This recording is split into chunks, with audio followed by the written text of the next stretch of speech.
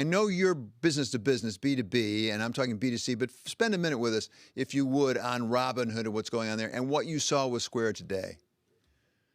Well, David, thanks very much for having me. I think it's a perfect example of what is going on in the market in terms of technology revolutionizing the financial services industry. And so you've got, I mean, you've probably had a handful of companies that are now worth $1 trillion that probably didn't even exist 5, 10 years ago. And Robinhood's a good example of a company that has come from either not existing or virtually not existing to being a very valuable company in a short period of time. And I think it's just an example of what we're seeing and going to see, which is, we've seen it in every other industry. Technology comes in, completely transforms the industry. A lot of the legacy players oftentimes fall by the wayside as these new companies come in, and you have tremendous wealth creation. And same thing as you said with the Square Afterpay transaction. It's a very similar consolidation of technology players. The thing for us at Exos, our view is you've seen it in retail, you see it in the payment side, which these two transactions are an example of. But our view is very strongly that it's going to come to the wholesale or institutional part of the business. And that's really where Exos is staking out its business. So, think of us, our aspiration is really think of a Morgan Stanley, but on an Amazon.com type technology platform with all the power that brings. So Brady, let's stay on that for a moment and give us an update on where you are with Exos. How much progress have you made? And, on a scale of 1 to 10, how far along are you? What's the upside? Well, we've made a tremendous amount of progress. We started from scratch to build an absolutely modern technology platform, 100% cloud native, data analytics driven, modular in its construction, so that we've got really a state-of-the-art platform. And then off of that, we've been building different verticals, building businesses that allow us to bring technology to excel in offering those products to clients. And what we're now looking to do is continue to grow the business and pull those businesses together, because ultimately that is the value, as you can see in the case of like an Amazon, where you can basically pull the different businesses together, leverage that data to provide tremendous service to customers, but also to really turbocharge a business. Give us a sense of the part of the business that initially you think you will be disrupting, because you are a disruptor, the way you describe it. It will change the business. Because, I mean, for example, let me give you an example. Investment banking. I think of investment banking is the essence of you got to get on a plane and go visit the customer in person. You're not going to do it in the cloud.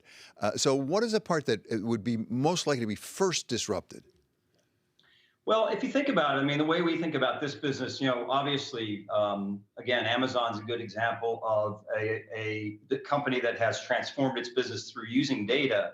But if you think about it, all the underlying aspects of that business are not very data rich, right? I mean, if you're selling somebody shampoo or toothpaste, there's not a lot of data that's involved in that. If you think about our business, everything that we sell, everything that we intermediate has a tremendous amount of data behind it. So whether it's residential mortgages, other securities, debt, equity securities, there's a tremendous amount of data behind that. So in our view, some of the areas that are most interesting are really intermediation of capital flows on, could be private transactions, could be public transactions. So, we do algorithmic trading of public bonds, but we also do a lot in more private securities, things like, either loans or bonds on the private side, where we can pull together issuers and investors and bring them together in a very efficient, data-rich way. So Brady, let me take a big jump back to Robinhood, but it's connected to Exos potentially in one way.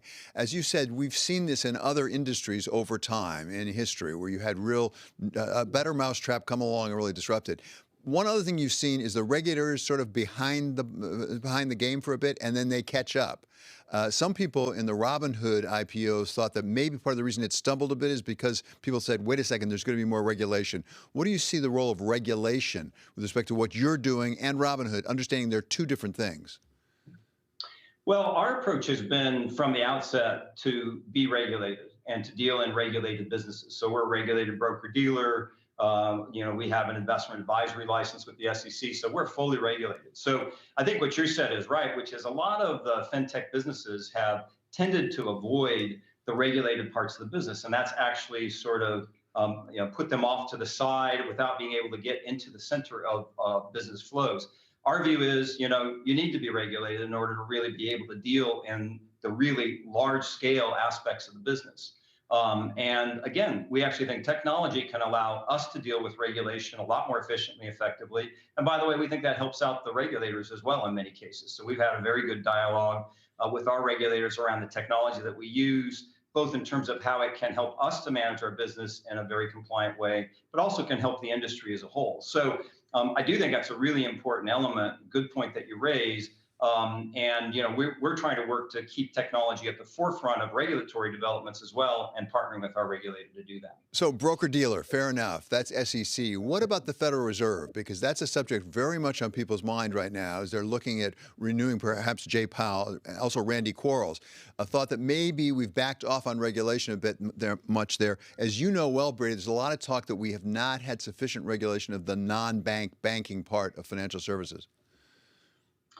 Yeah, I mean, I think in general the regulators have done a pretty good job of overseeing the overall markets, and it's obviously there's a lot of it's a complex system, and there's a lot that needs to go into that. But I think a lot of the changes that were put in place, after the last financial crisis have actually worked pretty well. I do think there's always more that we can do. And again, one of the things that we at Exos look to do is actually to build technology for ourselves, but also introduce for the industry technology that will help actually the regulators to monitor transactions, get more transparency, visibility, and that's transparency for everybody, transparency for clients, transparency for other counterparties, and transparency for the regulators as well. So, technology can actually, help that process quite a lot. Finally, Brady, what kind of competition do you have in your part of the business? That is sort of a digital platform for institutional work and business to business. What kind of competition do you have? Or do you regard the competition as you said, Morgan Stanley, for example? Well, there are a couple different areas where there certainly is a lot of competition.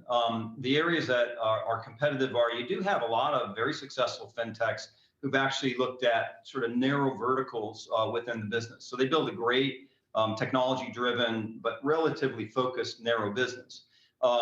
We view the real power in technology as pulling together a platform, really making those businesses all work together and providing tremendous value to the clients as a result of being able to pull that data and a comprehensive platform approach together. So they sort of are competition in specific verticals. But again, we think the technology and the ability to pull that together is something that will make our approach more powerful. On the other hand, obviously, the big banks, the big players in the wholesale business are very, very strong. They've got very large market shares. They're doing extremely well. So, we're still obviously an up and comer on that. But we think that it's a very large, very, very large scale market, and there's plenty of market share for us to take as well.